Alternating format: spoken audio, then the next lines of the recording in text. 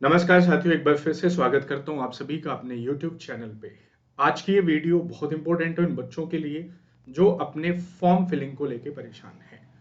इस form filling के अंदर एक बड़ा क्वेश्चन जो बच्चों को परेशान कर रहा है, एक दो कॉल्स भी मेरे पास आए हैं, वो ये है कि 11th क्लास के बच्चों ने फॉर्म फिलअप कर दिया है। तो कई सोर्सेज से उनको ये पता चला है कि 11th क्लास में फॉर्म फिल कर रहे हैं तो उनको आगे चल के प्रॉब्लम हो सकती है, या वन टाइम रजिस्ट्रेशन आप कर रहे हो तो आपको ये प्रॉब्लम हो सकती है कि यूपीएससी आपसे ये सवाल खड़ा कर सकता है, क्या 2 साल से आप लगातार 12th में ही हो? क्योंकि अभी आप फॉर्म भर रहे हो तो भी आप 12th अपीयरिंग हो, अगले साल भरोगे तो भी आप 12th अपीयरिंग हो। तो इस कंडीशन में क्या करें? लीगली देखा जाए तो ये गलत है, क्योंकि जब तक आप फॉर्म के लिए एलिजिबल नहीं हो आपको फॉर्म नहीं भरना है। ठीक है, तो क्या करना है क्या नहीं करना है, चलो एक बार मैं आपको बता देता हूँ। फर्स्ट ऑफ ऑल तो जो बच्चे 11th क्लास में हैं, तो मेरा उनको पर्सनली सजेशन रहेगा कि अब आप फॉर्म फिलअप मत करिएगा। ठीक है, तो आप जितने स्मार्ट हो उससे ज्यादा यूपीएससी स्मार्ट है, तो अब आप फॉर्म फिलअप मत करिएगा।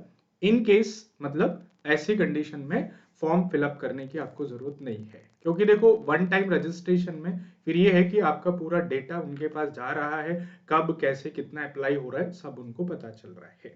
ठीक है, तो पहली कंडीशन तो ये कि आप फॉर्म फिलअप मत करिएगा if you are in 11th class. आपको अपने आप को चेक करना है तो आप पेपर को बाद में कर लीजिएगा, मॉक टेस्ट 2 एक्स्ट्रा लगा लीजिएगा, बट आप फॉर्म फिलअप मत करिएगा।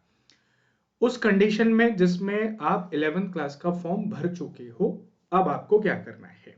ठीक है, तो इसका एक सबसे बेस्ट सॉल्यूशन ये है कि एक फॉर्म को क्या है बाद में कैंसिल करने का ऑप्शन आता है। ठीक है, तो आप एक काम करिएगा कि जो चीज लीगल नहीं है उसको मत करिएगा।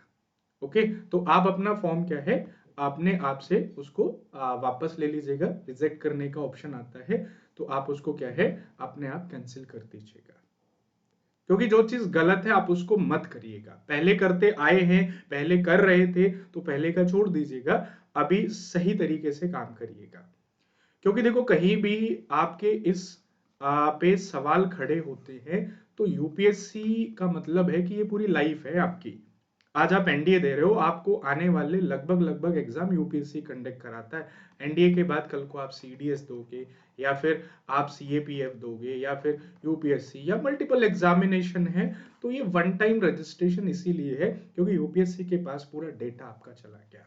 ठीक है, तो 11th क्लास वाले बच्चों के लिए मेरा ये छोटा सा एक सजेशन है कि यदि आपने फॉर्म नहीं भरा है तो अब भरिएगा भी मत, और यदि आप फॉर्म भर चुके हो तो फिर आप उसको क्या है फिर से वापस ले लीजिएगा, कैंसिल करा दीजिएगा। ओके, लीगली तरीके से चलिएगा।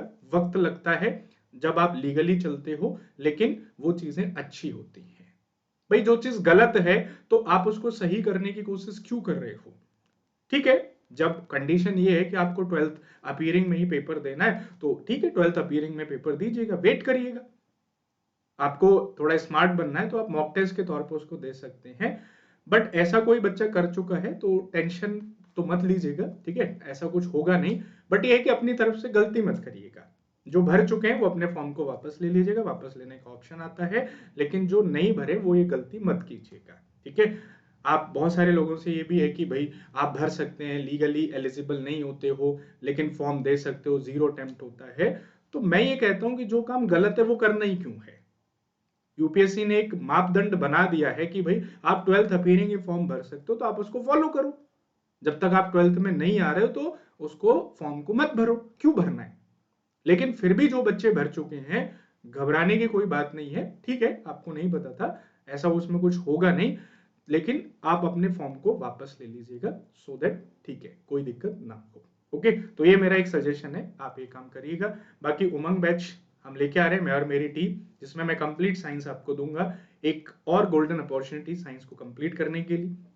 इसको आप फॉलो कर सकते हैं। सबसे प्यारा बैच है 1980 रुपीज में ओनली, आप पूरा का पूरा एनडीए की प्रिपरेशन कर सकते हैं विद दीज एजुकेटर्स। ओके, या फिर आपको साइंस या जीएस पढ़नी है, इंग्लिश पढ़नी है, तो आप यहाँ से कर सकते हैं। ओके, तो मिलते हैं अपने नेक्स्ट वीडियो में, तब तक के लिए जय हिंद जय भारत।